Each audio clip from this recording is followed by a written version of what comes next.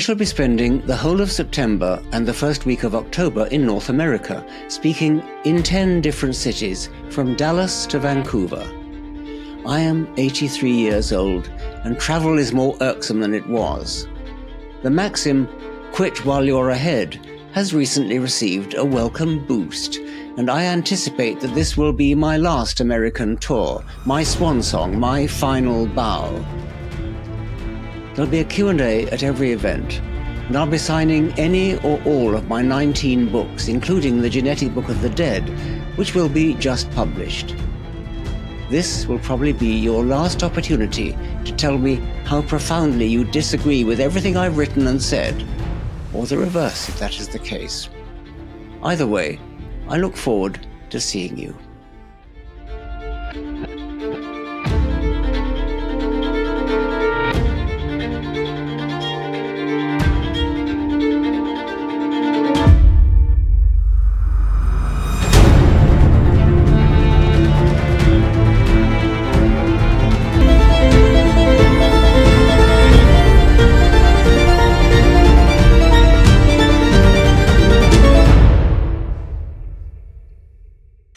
Hi, everyone. Welcome to the Poetry of Reality with Richard Dawkins. I'm Taryn Southern, and I'm so pleased to be here for a very special in real life episode.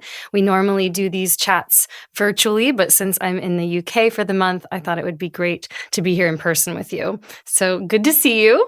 Very good to see you, Taryn, in person. Yes, it's so nice. We have a lot of questions to get through. These are questions that your audience has submitted over on your social media platforms. And of course, we try to read as many of them as we can. So keep sending them in for future Poetry of Reality Q&As. We are going to start with a question from K. Durem Do 43, who asks, how do innate behaviors get passed on? For example, spiders know how to build a web. Baby antelope know how to be still if a lion is nearby. But how do these behaviors get passed on when there's no lesson or learning? It's not really any more difficult than how a physical structure gets passed on. People don't tend to ask that question about how does the color of a tail get passed on, or how does the color of a crest or color of eyes get passed on. Genes do it, but genes do it via embryology. So in some cases, we know what the embryology looks like. In some cases, we don't. In the case of a behavior pattern, like spiders building a web or birds doing a distraction display, but birds will sometimes lead a predator away from the nest by pretending to have a broken wing, limping away from the nest, which is a remarkable thing. The nervous system must be built in by the genes to do that. Something about the way the nervous system is wired up in embryology leads to the behavior concerned. Now, of course, learning does help, and the question is quite right that is an important thing, and in many cases the behavior is learned. But in the case of the distraction display, in the case for spiders building webs, and many other cases, it isn't. You can tell that easily by bringing up babies without any experience of life, really, and they'll do it. So it's just like the inheritance of anatomical structure. Mm-hmm. It's just one degree removed. It's the nervous system is inherited. It's the nervous system that causes them to behave in the way that they do. It's so fascinating, an encoding of the nervous system in this way. Do you think traumas that happen to these animals is part of that encoding system that occurs? Well, I wouldn't emphasize that. I wouldn't give that high priority. I mean, it's known that the way the nervous system is wired up is rather remarkable. It's not so much a blueprint. It's rather that each nerve smells out where its end organ is, and so nerves will find their way to that appropriate organ. This has been shown by experiments, for example, on frogs, where I think it was either Weiss or Sperry, I forget who, took a little postage stamp of skin from a tadpole, from its belly and from its back, completely cut the skin away, so it wasn't no nerves attached, and then reversed them. So you put the back skin on the belly and the belly skin on the back. Now, when you tickle a frog, any part of its body, it tends to wipe as though it's getting rid of a fly or something.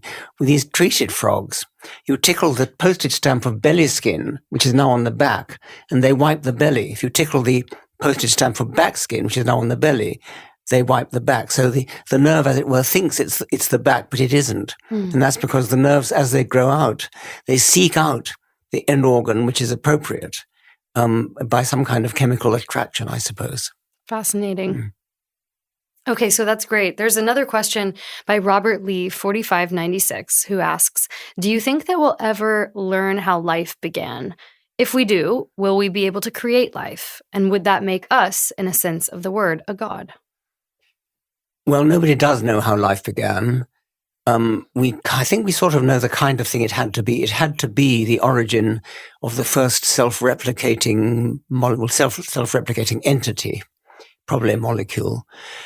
Once you've got that, then you've got the possibility of Darwinism getting going, because any copying process is necessarily imperfect. And so you tend to get variation. And then that paves the way for selection to take place. And that means Darwinism can get going. So the origin of life, I think, has to have been the origin of the first self-replicating molecule. Nowadays, DNA is it, but it wouldn't have been DNA. DNA has been called a high-tech replicator. DNA needs a whole lot of machinery to do its replication. So you have a catch-22. You can't just have DNA on its own. So there has to be some other molecule that was self-replicating without the help of a sort of circular argument. And RNA is a possibility. RNA is a molecule like DNA. But unlike DNA, RNA can function as an enzyme, as a catalyst. DNA needs enzymes in order to do its replication. It needs protein enzymes. And that's the catch-22. Since RNA can do the job of an enzyme as well as doing the job of a replicator, albeit both jobs in an inferior way, it's not such a good replicator as DNA. It's not such a good catalyst as protein, but it's adequate at both. And so if RNA somehow arose spontaneously, then that could be the origin of life. That's one theory, one hypothesis that's been put forward. And I suppose it's the leading hypothesis at the moment. The question asked, will we ever know how it happened? I doubt it. I think the most we can hope for is a theory, a model, which is so good, so elegant, that we say, oh, it must have been like that because it's so pretty, so elegant. But which is what physicists say a lot. And I think we can never be absolutely sure.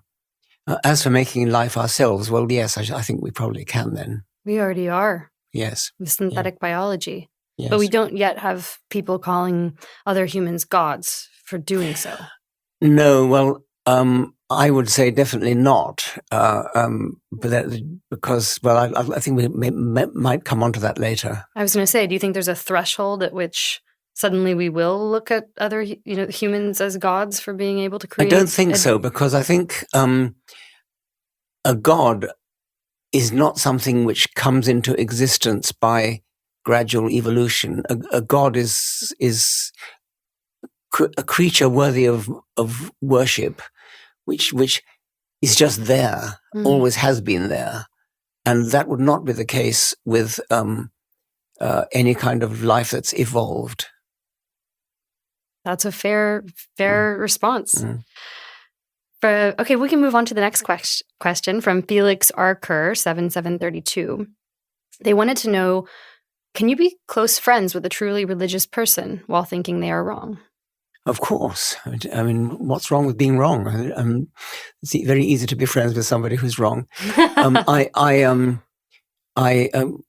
think I've ever met a clergyman I didn't like. I mean, they tend to be very nice people, and yes, of course, I could be friends with them.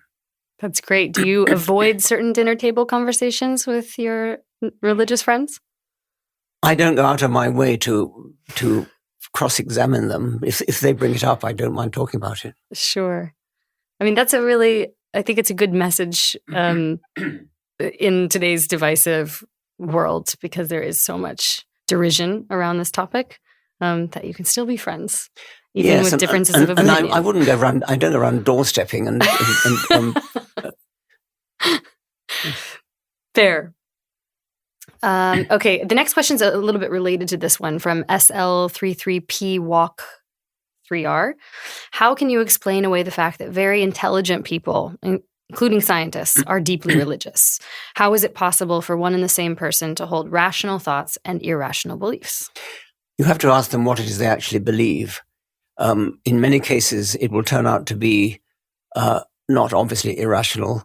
In many cases, if a very intelligent person claims to be religious, if you cross-question them, it turns out what they actually believe is some sort of Einsteinian belief, which they call religious. Einstein used religious language a lot, and what he meant when he used the word God was that which we don't understand. He would say things like, "But I don't believe he plays dice," meaning God plays dice. He said, "What I really want to know is, did God have a choice in creating the universe?" What he meant, he didn't mean God. What he meant was, is there only one way for a universe to be? Or could there be lots of different kinds of universe? And his use of God language was just a way of a poetic way of expressing that. So if somebody who is highly intelligent, a scientist intelligent, who says he's religious, you have to ask him, are you religious in an Einsteinian sense? Or do you actually believe that Jesus was the Son of God? Do you actually believe Jesus was born of a virgin, rose from the dead? And the chances are the answer will be no. Because that's a very, very big stretch from the sort of spiritual belief, sort of poetic spirituality, which Einstein or many other physicists have. How do you feel about that use of the word God in the poetic sense by... I think it's unfortunate, because I think that whereas Einstein was very clear that he did not believe in a personal God, he said so most emphatically, it's wide open to misinterpretation. And an enormous number of people think Einstein was religious, which he wasn't. Same with Stephen Hawking. I mean, Stephen Hawking concluded his famous book, Brief History of Time, by saying, then we would know the mind of God. And he just meant in an Einsteinian sense. He didn't actually mean he believes in a supernatural creative intelligence. It's always been there. I can see how that'd be particularly dangerous in the world of social media, where quotes like that can be exploited. Of course. To yes. pursue whatever end. Yeah, exactly. Yeah. Okay. Interesting. So the next question from Spherical89 asks... So what are these numbers that I don't understand? I know, everyone has a lot of numbers in their username. You guys need to simplify your usernames. Okay. They just maybe they were late in the game of choosing usernames, so they were forced, to be granted the unlikely name. Yes. But I do want to make sure people know where we're getting the question from. So this question is, has the idea of the gene as the primary unit of selection ever been seriously challenged? Okay, well, the gene as the unit of selection is the idea, I believe, is correct, that the gene is, something that replicates has to be the unit of selection. It doesn't have to be the gene. On another planet, it could be any other kind of self-replicating entity. But the thing about replicating entities, accurately replicating entities like genes, is that they are potentially immortal. Now, they're not all immortal, and some of them are not. And natural selection is the differential survival of those that are. But in order for the differential survival to really matter, it has to be an entity which has a potential to survive anyway. Now, the individual organism doesn't survive anyway. The individual organism dies having reproduced. So the individual organism is not a unit of selection in that sense, because it's a one-off. When it dies, it's dead, and that's it. A gene, on the other hand, the organism dies, but the gene goes on in the progeny, and then the grandchildren, and the great-grandchildren, the great-great-grandchildren. And if it's successful, it's going to make it through to the great-great-great-great-great-great-great-grandchildren. But not all of them do. And the ones that are successful are the ones that are good at programming a succession of bodies that are good at surviving and reproducing in whatever way the species does it, whether it's climbing or swimming or flying or whatever it is. So there are lots of different ways of doing it, but the one thing they all have in common is that they pass the genes on. So all genes are potentially immortal. Some genes are only potential and not in practice immortal. Those are the ones that natural selection gets rid of. So what we're left with in the world is a whole collection of genes which are good at surviving because they've survived, because they've come down through the generations. They've realized the potential of being immortal. Now, I think nothing else in earthly life has that property. Individuals certainly don't. Groups don't. Only the gene, and perhaps the meme, has that. That's what I was going to say. That possibility, or computer viruses. I mean, there are other things that actually do self-replicate, and they do have the potential to be a unit of selection. But only the gene in biology has that property. You ask, has it come in for serious criticism? Really from people who misunderstand it. For example, people will say, oh, well, genes are nothing without bodies. They can't survive without a body. Well, of course they can't. That's the whole point. And it doesn't mean that they're not a unit of selection. The individual body is a unit of evolution in one sense. It's the vehicle which actually does the business, which actually walks around and takes decisions and looks for food and runs away from predators and looks for a mate and looks for a nesting site and so on. It's the individual organism is the machine that is programmed by a cooperative of genes to preserve them. And so that is a unit of something or other, but it's not a unit of selection. Sure. And there was a related question to this about the Steelman group selection, multi-level selection theorists, and which argument of theirs you find most convincing. Well, it's the same thing again. A group is not a replicator. Possibly it's a vehicle, but it's not a very persuasive vehicle. I mean, groups don't have organs that work to pass genes on. You might imagine on some extraterrestrial life form, it's different. But I mean, even social insects, which an ant's nest sort of is a kind of unit, but it's not really helpful. What you still got to regard the gene as the unit of selection. It's just that in an ant's nest, it's rather complicated because the workers are sterile and they work. It's the same as the cells of our body that are not. I mean, the cells of our toes and our shoulders and things are not passed on. The genes in them are not passed on, but they work for the survival of the genes in our gonads, in our sperms and eggs. Mm-hmm. Similarly, in an ant's nest, it's only the reproductives, the queen and males that have the genes that actually get passed on, and the workers work for those same genes. So although there's a sense in which the ant's nest is a vehicle, it's not a replicator. I think that's very well said. Okay, the next question comes from Andrea D. Ashnia, 7305. If human lifespan was a fraction of what it is now, and consequently we reproduced much quicker, do you think we would be vastly different evolution-wise? We wouldn't be human, of course, but if any species which reproduces very, very rapidly has a very short generation time, the whole economy changes, and the animal is geared to reproduce and then die, rather than take a long time, living a long time in order to reproduce over a longer time span. So. Yes, I wouldn't phrase the question in terms of human beings. I mean, but any animal that has a fast turnover generation time will have an entirely different strategy of life, which will be rapid reproduction and then probably early death. And what is the evolutionary pressure for an increased lifespan? Well, it would be in a species where it takes a long time to grow to be in reproductive condition. So something like an elephant, the elephant is a vehicle. It's a machine for passing on elephant genes, but it can't do that until it's grown up to a very large size. And so, I mean, you can say that an elephant is genes' way of making more genes, but they do it by this very, very long roundabout way, sort of byproduct.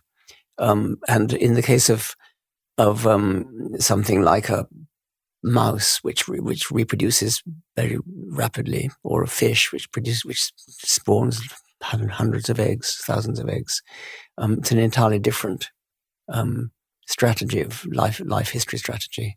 And what about something like a tortoise, a giant tortoise Yes, that can live well beyond? Yeah. That again is a very, they call it K-selected. It's a very long lifespan and reproducing over many years. I got to see the giant tortoises this year. I went to the Galapagos, yes. and it was extraordinary. Yes. And they were trying to guess the ages of the tortoises. I don't know if they really know, but some of them, they said, it's over 200 years old. Well, there's one in Australia, I think it's in a zoo in Australia, which is thought possibly met Charles Darwin. That would be amazing. Yes, that would be amazing. But, they don't have to be, in terms of their growth in order to reproduce, they're not like elephants, right? Well, they're pretty like elephants. They are. They're not as big as elephants, but it's the same general idea. Yes. Got it. So it's the same principle that you would apply to them. I see. Okay. The next question from Lokiko Smick. I actually reworded this question for clarity, so hopefully I'm getting it correct. And the question is, do we have definitive proof that speciation in fact happened beyond just DNA or fossil evidence proof? Well, it obviously happens because there are millions and millions of species. How could it not happen? Right.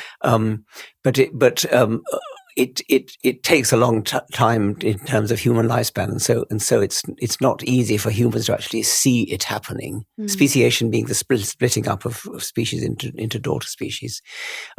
There are cases where it's. I'm not even very interested in it because it's so obvious. But there are. The mosquitoes in the London Underground is the famous example where there are mosquitoes which have taken up residence in the metro, the London Underground, and they have a different way of life. They live in a different environment. They suck the blood of people down in the underground, as opposed to people. And fun. And yes, and so they have speciated, and they've formed a separate species. But the tone of the question suggests that the speaker somehow is skeptical that speciation happens. You have to look around you and see all the millions and millions of species. That's right. They've all split from previous species, every single one of them. Okay, very good, very good. So that's it for our summary of questions from the audience. There are obviously hundreds and hundreds more, and we will continue to look at the questions and choose them for the next episode. But before we go, you have a tour coming up. So I just want to talk a little bit about that because there are some tickets still left. So I just want to remind everyone that you can go to Richard Dawkins' website, right? Or is there it's richarddawkinstour.com. That's right.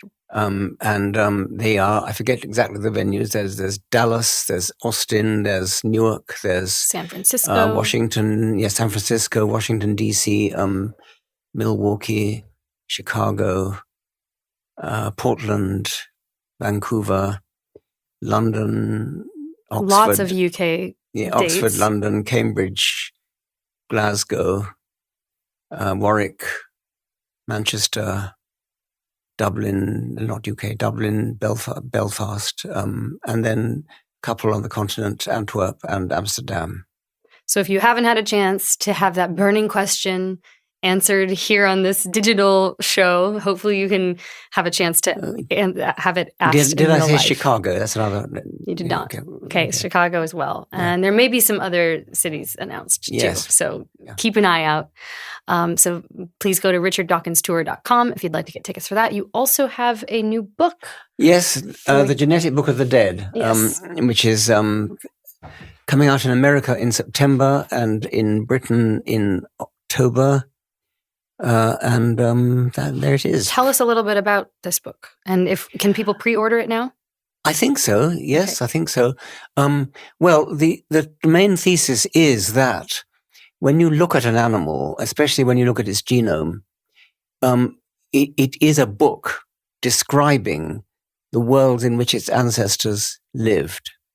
And in some cases, that's kind of obvious. When you look at this, there's a lizard near the beginning, which is covered with, perhaps you probably can't see it, but it's a desert lizard from the Mojave Desert, and it's got pebbles and sand painted all over its back. It's a beautifully camouflaged animal, and there are lots of other camouflaged animals which have their background of their ancestors painted on their back. So the skin on the back of that lizard is a written description of an ancestral desert. I say ancestral desert because it's the genes of the ancestors which were selected to make it have those images of pebbles and sand.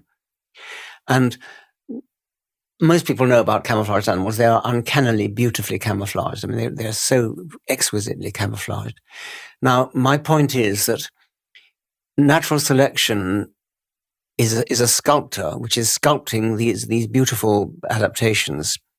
And it can't just stop at the skin. It must go on right the way through the animal. Every bit of the animal, every cell of the animal, every organ inside, every biochemical process must be as beautifully tailored to ancestral environments as the skin of that lizard is.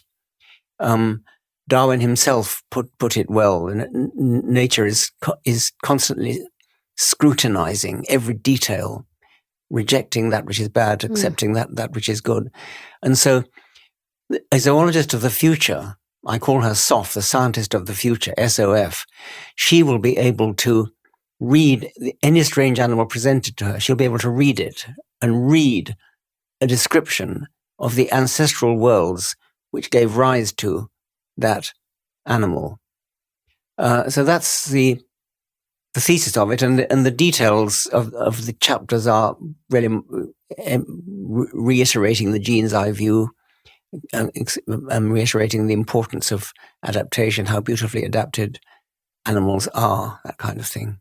Wonderful. So you'll be able to purchase that book coming up this fall, September, October. Yes, that's right. Okay, wonderful. Well, thank you so much. It's been so good to see you for this Q&A. We'll also be doing a special short episode focused on the future and AI, so be sure to stay tuned for that. If you enjoyed this episode, you can show some support by subscribing to the podcast, sharing it with your friends, and leaving a review.